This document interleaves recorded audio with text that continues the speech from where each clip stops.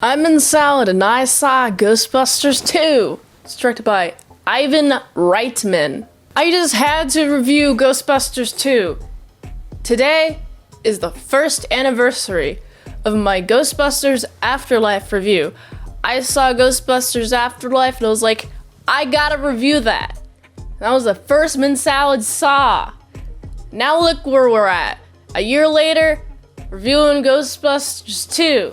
So, if you haven't seen this movie, I will spoil it for you. The movie starts 5 years later and looks like there's a baby carriage and it's going over some goo, and then it goes automatic, swerving through traffic as the mother tries to go after the wild baby, and then it just kind of stops in the middle of the carriage. It's like, okay, that's weird.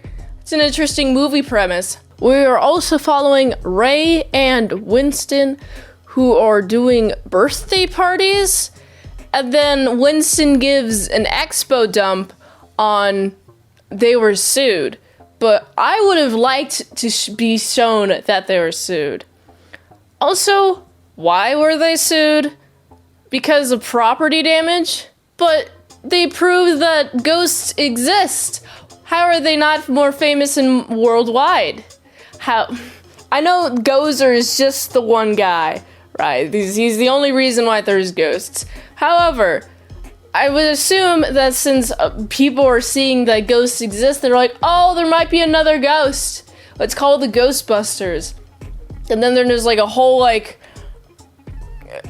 there's just there's a whole business that can come out of that. That could be worldwide, it could be big, but I don't understand just why they are sued, and now they have their own businesses. They're all split off. Ray and Winston are working together. We also have Egon doing some experiments that I don't know what I don't know what he's looking for.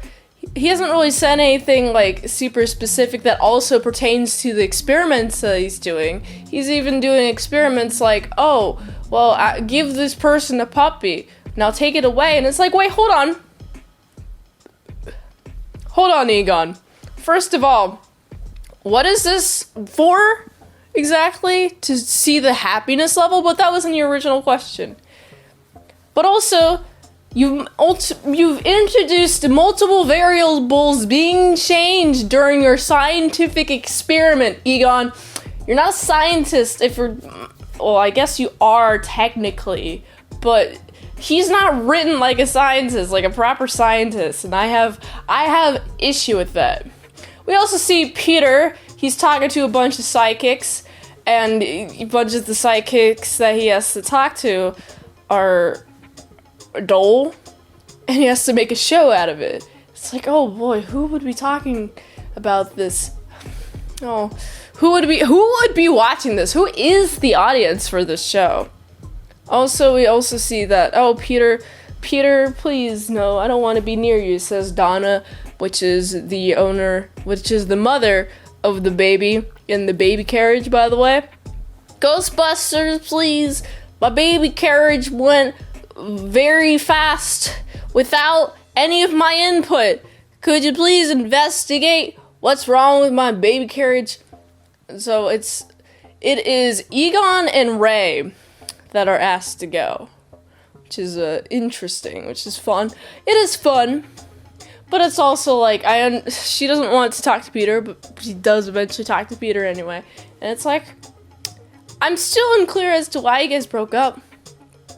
Why? Because we got broke? Peter got broke? Oh, boo-hoo. There's also just a scene where Peter is in Donna's apartment, and she's like, okay, I have a baby. Go take care of these babies, Ray and Egon, and then they pass it on to Peter, and instead of changing the diaper or collecting a sample of whatever, he starts playing with it, which I'm like, that's weird. This movie is weirdly goofy at this point. So we're at the point where, oh, well, no one believes in Ghostbusters. There's even like about like a 30-minute mark. There's a court trial, and it's like, okay, no one's like trying to defend themselves. No one's trying to defend themselves from the fact that they were digging a hole in the middle of the street. That was kind of a jump. I definitely skipped over the part where, well, they have the machine go brrr around the street, which the baby carriage was that, and then it go beep, and they're gonna dig. And I do enjoy the scene where we see they're trying not to get caught by the cops, but the cops keep coming towards the three of them. As like Egon's like, oh yeah, there's like a river down here. There's a whole river of this slime, and I'm just like, what? There's a whole entire river? What is this? What is this slime? And then bam, he kicks a really fragile pipe that takes out the entire electricity of New York. Man, that is some really fragile electricity lines.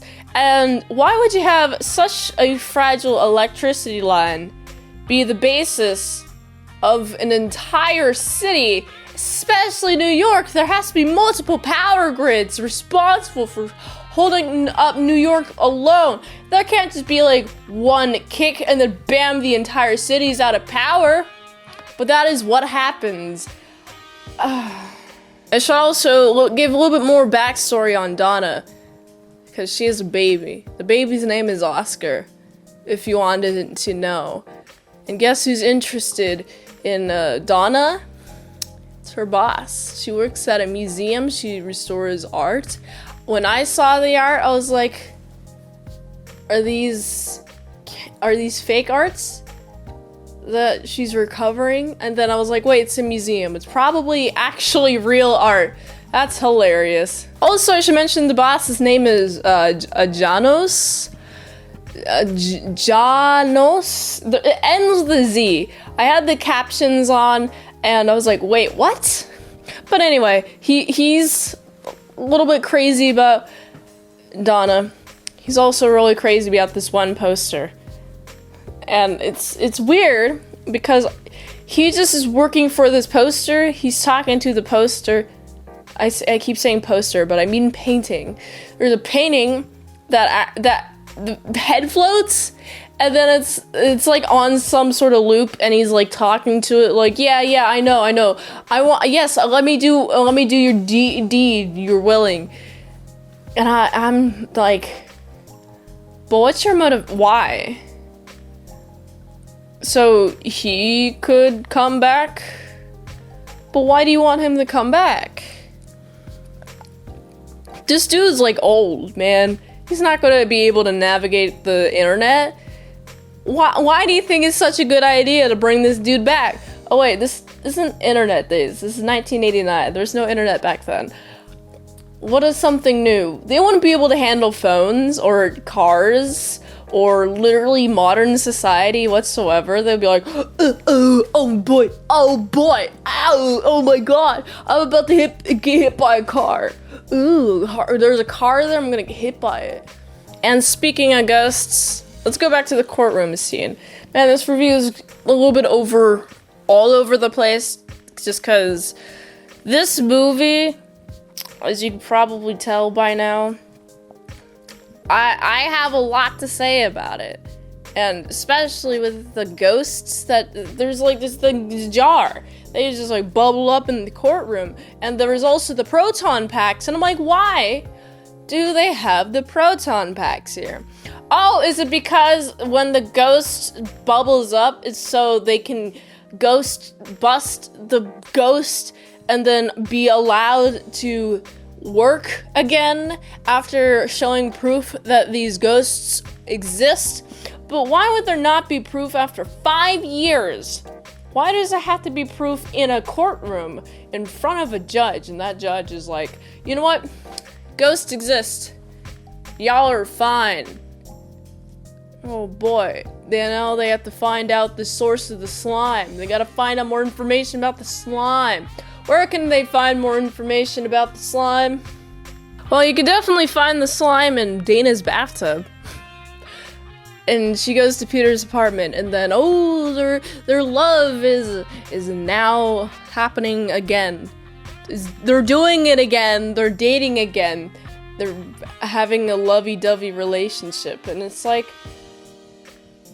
but why did you guys break up in the first place? Did they ever? Maybe I didn't catch it. If it was mentioned, I would like to know, honestly. I should also mention the slime is weird. It's pink, it's gooey, it goes everywhere, and it responds to emotions, especially negative ones. And as soon as that was introduced, I was like, oh, there's so much slime goo because New York is filled with negative emotions. Oh, wow, I can't believe it. That's just predictable. Honestly, it's like, the goo the people have to be nicer to each other. Ultimate lesson of the movie. But it's like, it's a goo that could eat people. I want to see more of like this goo crushing cars or absorbing people. I want to see the destruction of the goo. I don't want to just be like some like a weird thread. It's like, I get there's goo in my water. Oh no, now it's trying to eat me. We also have the Ghostbusters are trying to tell the mayor, hey mayor man, there's goo. And this mayor man's like, nope. And the mayor man's assistant is like, double nope. You guys are going to be admitted to a mental institution? Were they not there for the display of the ghost capturing in the courtroom? Like, what are they? What? Did 5 years ago not exist for you guys? Is it just because you guys are trying to hide something? Is that it? What are you trying to hide, man? I want to know. Share me all your intimate details of what you're hiding. Because why do you want to? What a wild response to institutionalize the Ghostbusters. Because first of all, they have to be famous. They busted ghosts. Ghosts are real in this universe. They were never previously until the Ghostbusters showed up and were like, hey, we're gonna bust these ghosts. Oh, it's because Gozer's here. Okay, well, we're gonna bust these ghosts, right? It's like, well, it's time for us to be seen as insane, even by the doctor, who I'm like, doctor, man, do you really not recognize these guys? I mean, they're 5 years older, but still, what?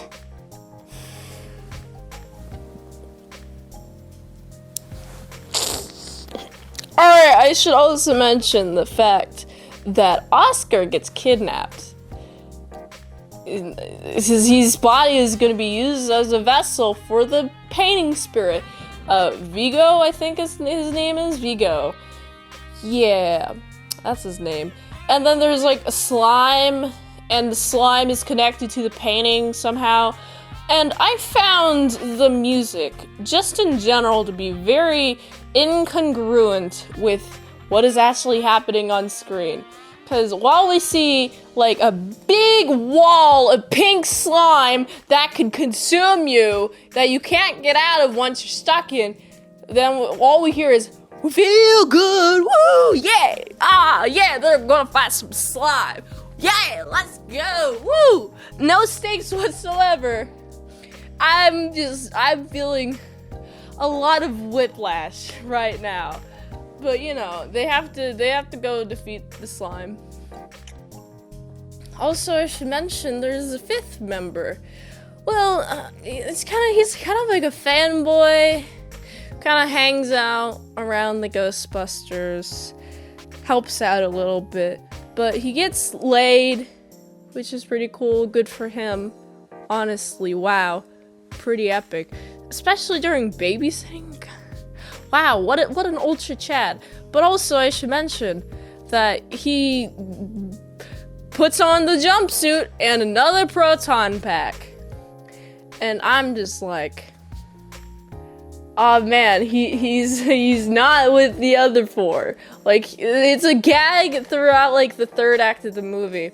While the Ghostbusters are dealing with whatever they have to deal with, he just comes in, and he's like, I say come in, he's like navigating through New York crowd as they're watching the spectacle happen. And he's like, I'm the Ghostbuster, I'm trying to come through and save the day, ooh. Also, are you interested in how they defeat the slime? Well, first of all, you gotta equip the Statue of Liberty. You gotta make it move. You gotta make it to a robot or somehow. How does it move? I'm just really intrigued by just the concept itself. What makes New York happy? Because happy emotions will make it good, will make it explode, not hurt anyone, okay? Let's make New Yorkers happy. How do we do that? Isn't that impossible? No. Let's also blast music next to the statue, coming out of the Statue of Liberty. And a bunch of people are dancing and singing, ooh yeah, let's go, ooh yeah, ooh, woo. They're having a fun old blast. That's what they're doing. But also, there's so much positive vibes. Hey man, we love you, says everyone in the Ghostbusters. After the slime dude is exploded. I find it hilarious that they're all covered in goo. That just is like, oh yeah, we love you, we just love you so much. And I'm just like, I want some goo. I want some of me of that goo. Give me some of that goo. Give me that goo, please. Give me that goo. I would like that goo. Sounds goo-licious. After they're covered in goo, after they killed Vigo, he was the goo man. I feel like he's just so forgettable. I just remember the slime. But anyway, they're praised. Do they have business? I hope they're not sued again for collateral damage or whatever the charges were. So, you're telling me after 5 years and you not showing me their suit at all or their public perception whatsoever, because even like while they're out in the streets, no one cares that they're the Ghostbusters, okay? Then, after they capture a ghost, they're allowed to capture more ghosts? Why were they never allowed to capture ghosts in the first place? Like, for 5 years, why did they have to be sued about it? I'm still stuck on that premise. I just don't think that premise works. Like, I don't think it is realistic, first of all. That's like the most thing that's got me boggled down while watching this movie. It's like, I cannot take any of it seriously, because I cannot take the fact that after they discovered ghosts existing, that they didn't instantly go worldwide. These are capitalists, by the way. I feel like they would have been able to go achieve the more Ghostbusters. As for character progression, none. I mean, Donna and Peter get back together, but I'm still unclear as to why Donna left in the first place. Other than some reason. Okay. You guys couldn't work it out, really? Is it because he got sued? Maybe. Donna, I also don't care about her that much. I don't care about the baby. I just see a baby going down. I'm like, oh, that is a carriage that is like just dodging all the cars, swerving. That baby is fine. And then, wow, the baby's being kidnapped. Good. the mom wasn't supervising it well enough. Actually, that is a joke. She did some. But you know what's also hilarious? The scene where the baby gets taken. The baby is able to leave this crib, like, by pushing the bars down. This is another situation in a movie where the baby crib is able to be pushed down from the inside by a child, from a baby. That is not a safe crib. Why do you own that crib? That is why your child got taken. There was no other person there. It's just your baby got possessed and was able to go and leave the crib. The dialogue also not remarkable. I don't remember anything. You know what this movie really reminded me of, though? Just kind of like a more diluted version of the first Ghostbusters, especially in the quotes. There's like I can't name any specific quotes because who cares? But there's like the quotes in the movie resemble quotes from the first Ghostbusters, just a little bit different. Oh yeah, let's just change it up a little bit, make it good. But you can't strike lightning twice. You can't force a lightning that strike twice in a row, especially recreating the same thing. That's just gonna it's gonna be less good. I also saw the writing as very expo dumpy at times, and I didn't care about the characters. Even with the amount of dialogue present, I still didn't care. Like, I still don't care about the characters from the beginning to the end. Like, I really just must be stuck on the premise. I really don't like the premise, the original premise. It turns me off 100%. So because of that situation, I gotta give this movie a 3 out of 10. If you like this review, be sure to like, comment, subscribe, and share this video with everyone you know. The ultimate goal of this channel is for me to become an expert movie reviewer. So if I haven't reviewed it on the channel, there's a chance I haven't even seen it at all. You can request a movie in the comments below. You can fast track a request. Patreon.com/ASEPresents for $20 a month for one movie review per 1 month, or $3 a month for some daily vlogs, all at Patreon.com/ASEPresents. And if you'd like to help support the daily grindiness of these movie reviews, go to this link tree. It really helps with the daily grindiness of literally everything that I do. So go here, and until next time, I'm in Salsa. I'll see you later, my sour croutons and bacon bits.